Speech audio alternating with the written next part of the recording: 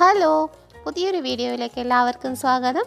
അപ്പോൾ ഇന്നത്തെ മീൽസിൽ ഉണ്ടാക്കുന്നത് ഉള്ളി തോരനും മോരുകറിയും പിന്നെ ബീഫ് റോസ്റ്റുമാണ്. അപ്പോൾ നമുക്ക് നോക്കാം എങ്ങനെയാണ് ഇതൊക്കെയാണ് ഉണ്ടാക്കുന്നതെന്ന്. ആദ്യം തന്നെ നമുക്ക് അരി ഒന്ന് കുതിർത്ത് വെക്കാം.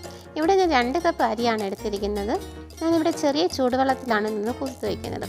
അപ്പോൾ അരി കുതിർക്കുന്ന സമയം കൊണ്ട് നമുക്ക് ഉള്ളി തോരൻ ഉണ്ടാക്കുന്നത് എങ്ങനെയെന്ന് നോക്കാം. ഉള്ളിത്തോരൻ ഉണ്ടാക്കാൻ വേണ്ടിയിട്ട് ഒരു ചട്ടി വെച്ചിട്ടുണ്ട്. അതിലോട്ട് കുറച്ച് എണ്ണ ഒഴിച്ച് കടുക് പൊട്ടിക്കുന്നു. അതിനുശേഷം കറിവേപ്പില കൂടി ഇട്ട് കൊടുക്കാം. പിന്നെ ഞാനിങ്ങനെ ചെറുതായിട്ട് അരിഞ്ഞ് വെച്ചിരിക്കുന്ന ചെറിയ ഉള്ളിയാണ് ഇവിടെ എടുത്തിരിക്കുന്നത്. അത് കൂടി ഇട്ട് ഒന്ന് ഇളക്കിയതിന് ശേഷം കുറച്ച് ഉപ്പും ചേർത്ത് നമുക്കിത് അടച്ച് വെച്ചൊന്ന് വേവിക്കാം. ഉപ്പ് ചേർത്തിട്ട് നന്നായിട്ടൊന്ന് ഇളക്കുക കൂടി വേണം. ഇനി കുറച്ച് മഞ്ഞൾപ്പൊടി, കുറച്ചൊരു മുളക് പൊടി, വേണമെങ്കിൽ പച്ചമുളക് ചേർക്കാവുന്നതാണ്. ഇനി നന്നായി ഇളക്കിയതിന് ശേഷം നമുക്കിത് അടച്ചു വെച്ച് വേവിക്കാം. കുറച്ച് ഉപ്പ് കൂടി ഇട്ട് കൊടുത്ത് ഇത് അടച്ച് വെച്ചതിന് ശേഷം നമുക്കിത് വേവിച്ചെടുക്കാം. ഈ ഉള്ളിലേക്ക് ഒന്ന് വെന്ത് കഴിയുമ്പോൾ നമുക്ക് ആവശ്യത്തിനുള്ള ചിരകിയ തേങ്ങ കൂടി ഇട്ട് കൊടുക്കാം. നിങ്ങൾക്ക് എത്ര തേങ്ങയാണോ ആവശ്യം അത്രയും തേങ്ങ ഇട്ട് കൊടുക്കാവുന്നതാണ്. ഞാൻ ഏകദേശം ഒരു അരക്കപ്പോളം ഇട്ട് കൊടുത്തിട്ടുണ്ട്. അപ്പോൾ ഈ തേങ്ങ കുറച്ചാണ് തോന്നുന്നത്, കുറച്ച് കൂടി വേണമെന്നുണ്ടെങ്കിൽ കുറച്ച് തേങ്ങ കൂടി ഇട്ട് കൊടുക്കാം. അങ്ങനെ നമ്മുടെ ഉള്ളിത്തോരൻ റെഡിയായി കഴിഞ്ഞു. ഇതിന് നല്ലൊരു ടേസ്റ്റാണ്. ഒന്ന് ജസ്റ്റ് ഒന്ന് ട്രൈ ചെയ്ത് നോക്കൂ. റെഡിയായി കഴിഞ്ഞു. ഇനി നമുക്കിതൊരു സെർവിങ് ഡിഷിലോട്ട് മാറ്റാവുന്നതാണ്. ഇനി നമുക്ക് ബീഫ് റോസ്റ്റ് ഉണ്ടാക്കുന്നത് എങ്ങനെയാണെന്ന് നോക്കാം. അപ്പോൾ നന്നായി കഴുകി വെച്ചിരിക്കുന്ന ബീഫിലോട്ട് ആവശ്യത്തിന് ഇഞ്ചി വെളുത്തുള്ളി പേസ്റ്റ് ചേർക്കുന്നത്, മല്ലിപ്പൊടി, കുരുമുളക് പൊടി, ആവശ്യത്തിന് മുളക്, പിന്നെ മഞ്ഞൾപ്പൊടി,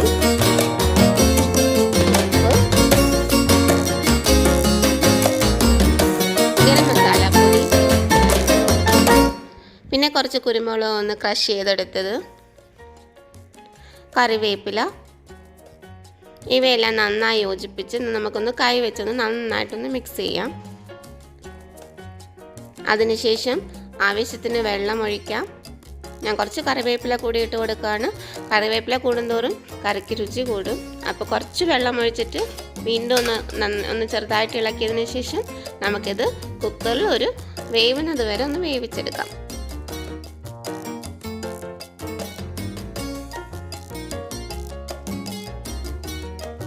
ബീഫ് കുക്കാവുന്ന സമയം കൊണ്ട് നമുക്ക് അരി കഴുകി വേവിക്കാം. അപ്പോൾ അരി നന്നായി കഴുകിയതിന് ശേഷം കുറച്ചേറെ വെള്ളം ഒഴിച്ച് നമുക്കിത് കുക്കറിൽ ഒരു 2-3 വിസിൽ വരുത്തി വേവിച്ചെടുക്കാം. നിങ്ങൾ എങ്ങനെയാണോ വേവിക്കുന്നത് അതുപോലെ വേവിക്കാം. ഞാനിപ്പോൾ ഇവിടെ 2-3 വിസിൽ വരുത്തിയിട്ട് കുറച്ച് നേരം സിമ്മിൽ വെച്ചാണ് വേവിക്കുന്നത്. ഇനി നമുക്ക് ബീഫിന് ആവശ്യമായിട്ടുള്ള മസാല, അതായത് ഉള്ളിയൊക്കെ ഒന്ന് വഴറ്റിയെടുക്കണം. അപ്പോൾ ഞാനൊരു ചീനച്ചട്ടി വെച്ചതിന് ശേഷം ആദ്യം ഇട്ട് കൊടുക്കുന്നത് പെരുംജീരകമാണ്. അതിനുശേഷം ചെറുതായി അരിഞ്ഞു വെച്ചിരിക്കുന്ന ഉള്ളി, പിന്നെ ഒരു സവാള കൂടി ഇടുന്നുണ്ട്. കുറച്ച് കറിവേപ്പില കൂടി ഇട്ടിട്ട് നന്നായിട്ട് ഇളക്കിയതിന് ശേഷം നമുക്ക് കുറച്ച് ഉപ്പിടാം. അപ്പോൾ ഉള്ളിലേക്കൊന്ന് പെട്ടെന്ന് വഴണ്ട് കിട്ടും. ആവശ്യത്തിനുള്ള ഉപ്പിട്ട് നന്നായിട്ട് ഇളക്കുക. ഇനി ഈ ഉള്ളി ഒന്ന് വാടുന്നത് വരെ നമുക്കൊന്ന് വഴറ്റിയെടുക്കാം.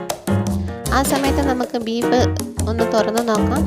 അപ്പോൾ ബീഫൊക്കെ നന്നായിട്ട് വെന്തിട്ടുണ്ട്. അപ്പോൾ സവാളയും ചെറിയൊരു ബ്രൗൺ കളറൊക്കെ ആയി വരുന്നുണ്ട്. ഇനി നമുക്ക് അരച്ച് വെച്ചിരിക്കുന്ന ഇഞ്ചി വെളുത്തുള്ളി പേസ്റ്റ് ഇട്ട് കൊടുക്കാം. ഇത് പേസ്റ്റ് ആയതുകൊണ്ടാണ് ഞാനിതിപ്പോൾ ഇടുന്നത്. ഇനി ഇത് നന്നായിട്ടൊന്ന് പച്ചമണം മാറുന്നത് വരെ ഒന്ന് മൂപ്പിച്ചെടുക്കണം. അപ്പോൾ ഉള്ളിയും ഇഞ്ചി വെളുത്തുള്ളി പേസ്റ്റൊക്കെ നന്നായി വഴഞ്ഞിട്ടുണ്ട്. ഇനി നമുക്ക് എല്ലാ മസാലപ്പൊടികളും ചേർക്കാം. അപ്പോൾ ആദ്യമായിട്ട് മഞ്ഞൾപ്പൊടി, അതിനുശേഷം മല്ലിപ്പൊടി, ഏകദേശം 2 ടേബിൾ സ്പൂൺ മല്ലിപ്പൊടി, പിന്നെ ആവശ്യത്തിന് മുളക് പൊടി,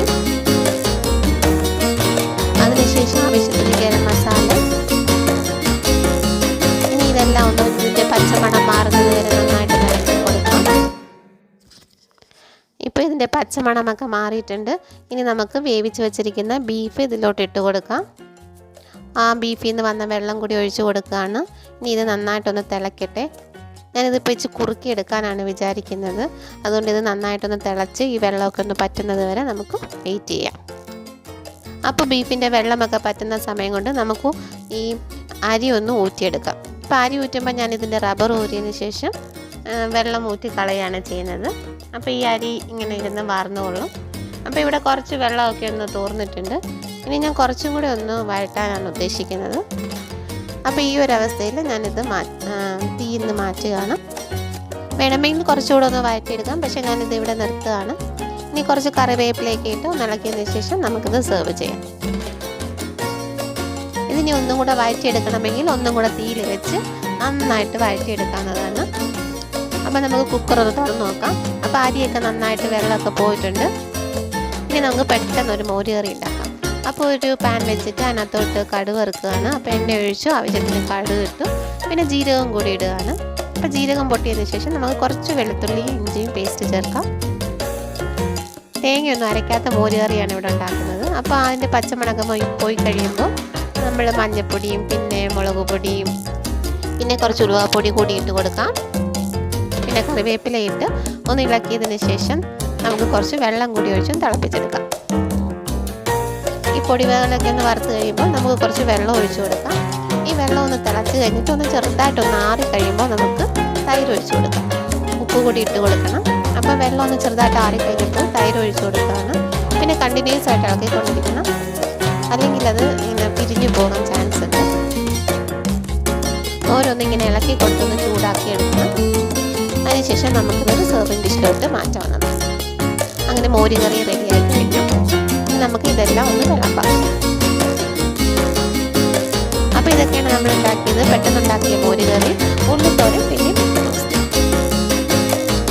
ഇനി നമുക്ക് മുട്ടൊന്ന് വിളമ്പാം. അപ്പോൾ ഒരു ചോറുന്ന പാത്രത്തിലോട്ട് ആദ്യം നമുക്ക് ചോറ് വിളമ്പാം.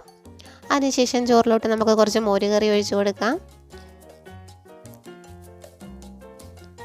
ഇനി നമ്മൾ ഉണ്ടാക്കിയ ബീഫ് റോസ്റ്റ്, അതിനുശേഷം നമ്മളുടെ ഉള്ളിത്തോരൻ. വളരെ 3 കറികളെ ഉള്ളെങ്കിലും ഈ ഒരു കോമ്പിനേഷൻ നല്ലൊരു കോമ്പിനേഷൻ കൂടിയാണ്. നിങ്ങളിതൊന്ന് ട്രൈ ചെയ്ത് നോക്കൂ. ഇഷ്ടപ്പെടുകയാണെങ്കിൽ ഈ വീഡിയോ ലൈക്ക് ചെയ്യുവാനും ഷെയർ ചെയ്യുവാനും മറക്കരുതേ. ഇഷ്ടപ്പെട്ടില്ലെങ്കിൽ ഇത് ഡിസ്ലൈക്ക് ചെയ്തിട്ട് കമൻറ്റ്സ് അറിയിക്കുകയും ചെയ്യണം. അപ്പോൾ ഇനി അടുത്ത വീഡിയോയിൽ കാണുന്നത് വരേക്ക് ബൈ.